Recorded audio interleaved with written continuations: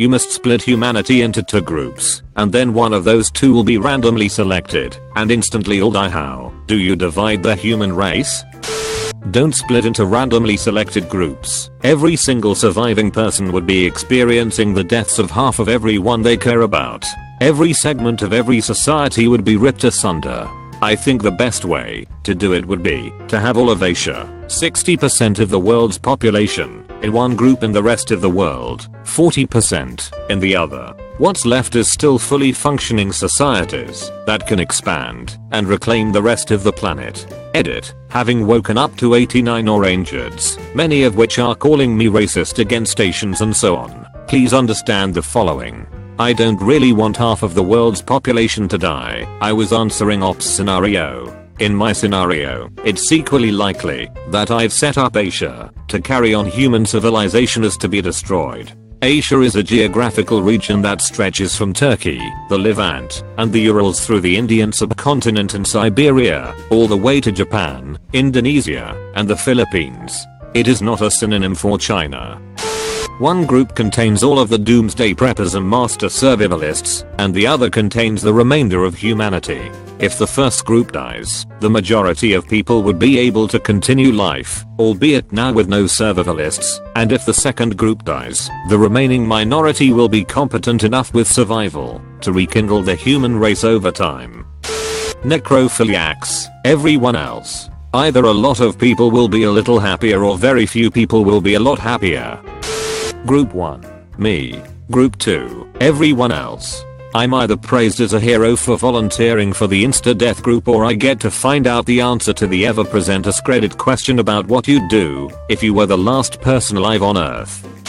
Group 1 is 10% of the world's women and 90% of the world's men. Group 2 is 10% of the world's men and 90% of the world's women.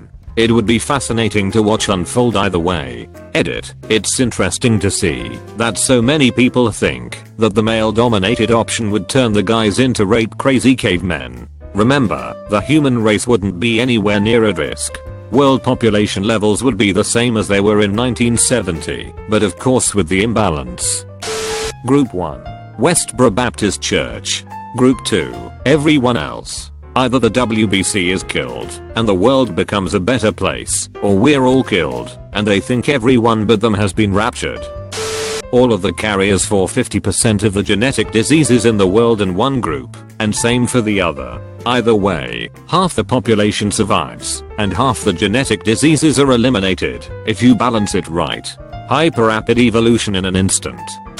1 million people made up of 500,000 men and 500,000 women of various jobs and backgrounds and ethnicities in one group, the rest of humanity in the other. If the 1 million people group is killed it will be sad, but we'll be fine. We survived worse during WW2. If the 1 million survive that should be enough genetic diversity for humanity to go on, and given their various jobs and backgrounds they should have the skills to survive. Edit. Okay, a lot of people are asking how I expect people to find each other, and I just want to say that I forgot to mention that there will sort of be groupings large enough to be okay, and like I said I'm picking these people because they have skills to survive and help each other. I'm not picking them at random or an even amount from each country. Quite a few countries will have no survivors in order for the people picked to be close enough to some people to survive. They'll be okay. A lot of people are also asking why I picked just 1 million, and that's because I'm still hoping the group of 1 million dies and we'll be fine. If not, then I'm hoping for a semi-restart for humanity. A small enough population that they will struggle and have to rely on each other for survival and maybe even give Earth a break for a while. Also mainly because I was going to go with just 100,000, but decided that was going too far. If they are the ones to survive, but 1 million sounded good lol. A few years ago, the Northeast had a monster snowstorm in October which almost destroyed the power infrastructure. In my area, we were without power for a week and a half. I took all the food out of the refrigerator and freezer and put it in the snow. That's how our forefathers did it, right? It worked beautifully. I was able to get a lot of frozen meals for half price because they had thought. A lot of people didn't do what I did and let the food spoil in their non-functioning refrigerators. When I asked why they didn't store their food outside in the snow, their response was usually something like, "Ooh, gross." There was nothing gross about it. It was snow, water and maybe some ammonia, but people were afraid to use it as a refrigerant. Anyway, that's how I would divide the human race: those who put their food outside to preserve it, and those who let it rot inside. First split them into male and female, clump adults from both groups, who are capable of childbearing together, and then clump old people and kids together. Aim for 50/50 male and female and 2 groups, one of old people who can raise the kids, and one of people who can have kids and raise them. Gives us 2 scenarios, where extinction is avoided. Unbiased random selection. World population reduced by 50%. Result more or less the same either way, but we'd basically be okay. Society is very complicated, and requires many different types of people to operate. Anything too clever risks disaster. Because I can't think of anything witty or funny, let's go for first world and third world countries. You would either be left without the problem of trying to sort out the shit show that we created in Africa, etc., or the people who subsist in those countries would suddenly find themselves prosperous and take over our now empty towns, cities, and farms. People who are within 3 degrees of Kevin Bacon and the rest. If the first group goes, we lose a huge number of entertainers, politicians, etc., and need to rebuild society with a focus on something other than Hollywood. If the second group goes, I trust Kevin Bacon to lead humanity to a better place. At first I thought random would be the way to go, but I would want to keep families together to minimize orphans and other heartbreak. Put people into family unit groups for 3 generations, so kids plus parents plus grandparents is 1 family unit group.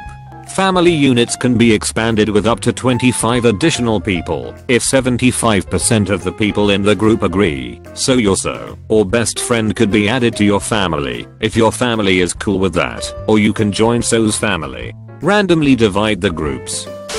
Group 1. Orthodox or fervently religious people. Group 2. Moderates, run-of-the-mill semi-religious non-nutbers, atheists, agnostics, etc. If the ultra-religious people die, cool. No more jihadists, idiots stabbing people at gay pride parades, or Westboro idiots. If the moderates die, the ultra-religious people will think doomsday is upon them and all those sinners were the ones that were saved. Really mindfuck 'em. Group 1.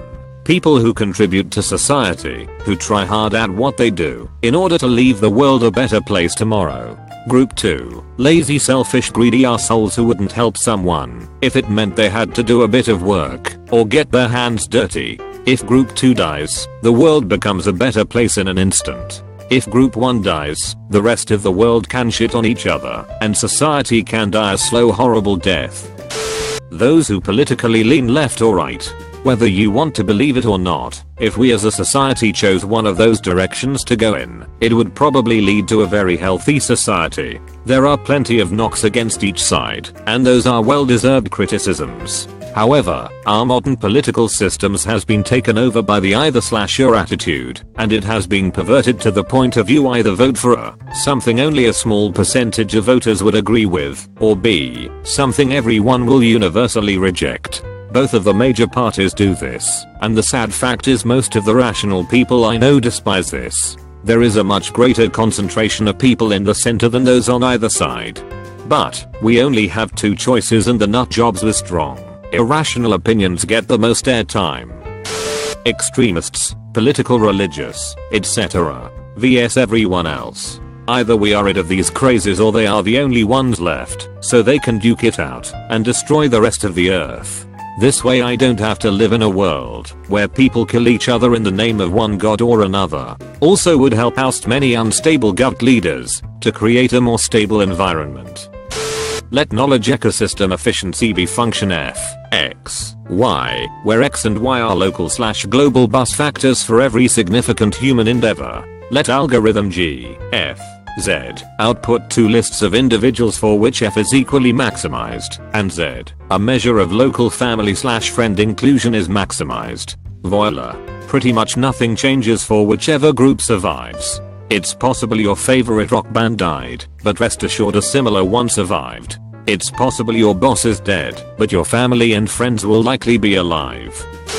Guys who find me interesting and attractive in one group, everyone else in the other. Cue an apocalypse scenario where I and a group of random males across the planet are suddenly the last men on earth and nobody knows why. But when they see me, their goal becomes to be a part of my apocalypse posse and gym blowjobs. Travel the world, steal cars, break stuff, play video games all day, and any guy I come across is guaranteed gay and into me. Fuck yeah.